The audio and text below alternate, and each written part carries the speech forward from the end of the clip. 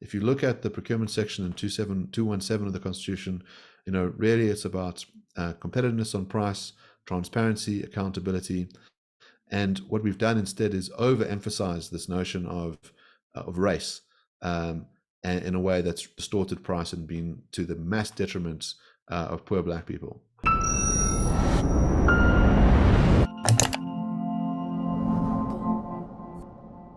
Earlier this year, South Africa's Constitutional Court ruled that the preferential procurement policies that form a key component of BEE in South Africa are unlawful. Joining me to discuss is Advocate Mark Oppenheimer. He was the legal representative for the Rule of Law Project, which was amicus curiae in this matter. So Mark, could you provide us with some background information on this case and why it is significant? Yes, so the regulations created these pre-qualification criteria, which barred certain businesses from being able to put in a bid at all. So the way that the Act works is that there is a split between those that are given preference and those that aren't. And regulations give out the details. And traditionally what happened was that if you were produce disadvantaged, and the original regulations were non-racial, so it wasn't that you were black, it was if you had suffered disadvantage, then you got a slight benefit in a point scoring system. And over time, what happened is that these regulations became more and more onerous, and they created BE requirements. And at some point, the pre-qualification criteria barred businesses that didn't meet a certain BE threshold from competing. But it didn't only affect businesses that weren't of a certain BE threshold, it affected businesses that were of a certain size as well. So in this case, Fidelity Guarding Company, who are a level 1 BE company, found that they'd been barred from submitting contracts for a number of municipalities on the basis that they're a large business. And this is a company that I would think mainly employs black staff. I think they have something like 50,000 guards. And it gives some level of insight into how this policy was being used, which is not really for upliftment of the poor, but basically to help friends and families of those that are putting out the tenders. Because what it means is that if your cousin runs a guarding business that's totally uncompetitive because they're too expensive, well, one way to make sure they can get the bid is to stop the competition from being allowed to bid.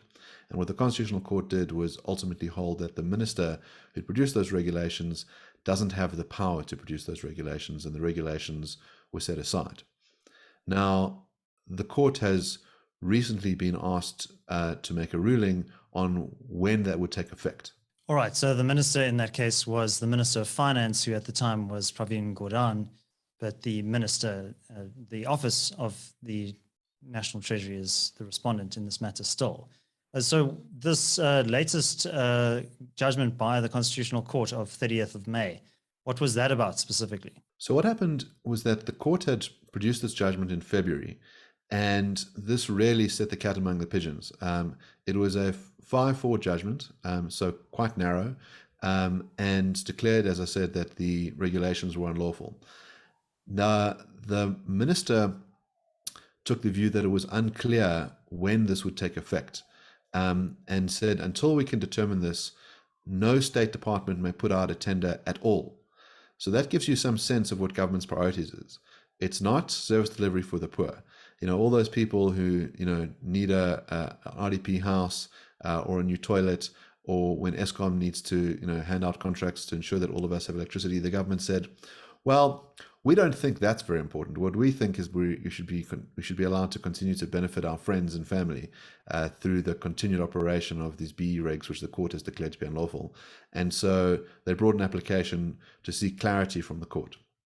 And the court said, this application is without merit, we're dismissing it, but did actually provide clarity. And the clarity they provided is that the regulations will remain in place basically for a period of a year.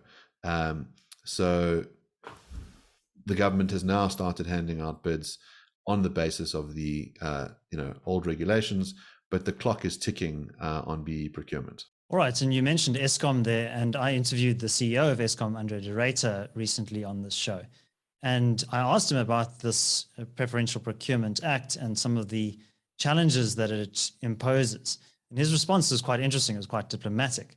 He said that interposing non-value adding intermediaries in the process of procurement inflates cost. It introduces additional risk in terms of potential corrupt practices, and it also slows down our supply chains. I thought that was quite a telling remark. How, in your view, is this process going to play out? Are we going to continue to see these onerous race-based criteria included in preferential procurement regulations? Or do you think there's a chance that these could be struck down after this 1 year window? Yes, well, the current regulations produced by the minister must fall away within this 1 year window. It's basically 11 months from the date of the original order being handed down. So we're looking at sometime Jan, Feb next year that they will fall away. The reason why the court struck them down was on the basis that the Act says that it must be the organs of state who set their own policies on preferential procurement. And what the minister was really doing was usurping power.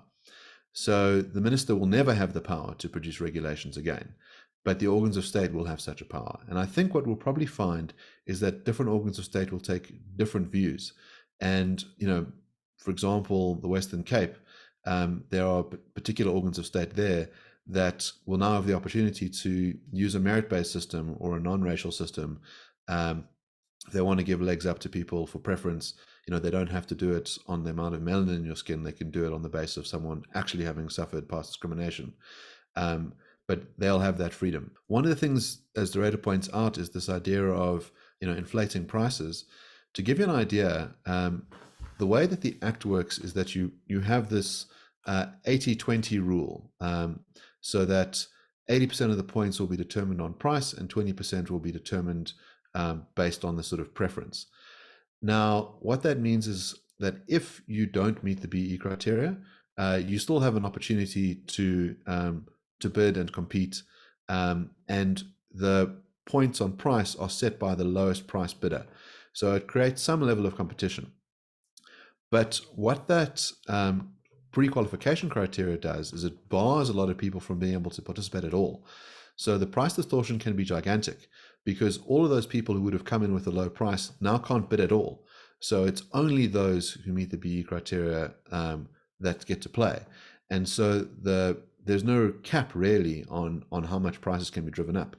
Now, of course, what's incredibly troubling about this, if the purpose of the legislation really is to help the poorest of the poor and help those that suffered disadvantage during apartheid, it does the exact opposite because it drives up the cost of deliverables. It enriches an elite view and makes the poor pay the brunt. When electricity prices go up because those supplying service to Eskom charge exorbitant rates, it's the poorest of the poor that are going to feel it. And all the knock-on costs, so think about all those people that are producing goods and services from expensive electricity, the people that feel it the most are those that have the least. So, really, if government is serious about addressing poverty, the signal should be sent out. Those that come in with the best possible price will be those that get to compete. And that's what the Constitution envisages. If you look at the procurement section in 217 of the Constitution, really it's about competitiveness on price, transparency, accountability. And what we've done instead is overemphasize this notion of race and in a way that's distorted price and been to the mass detriment of poor Black people. Mark Oppenheimer, thank you very much. Let's hand over to you, our audience. How do you think BE requirements impact on service delivery in South Africa? Leave your thoughts down in the comment section below. Also, don't forget to hit that like button and subscribe to this channel if you haven't done so already. We release new videos every weekday morning at 6 a.m. My name is David Ansara. This is the Center for Risk Analysis. Until next time, take care.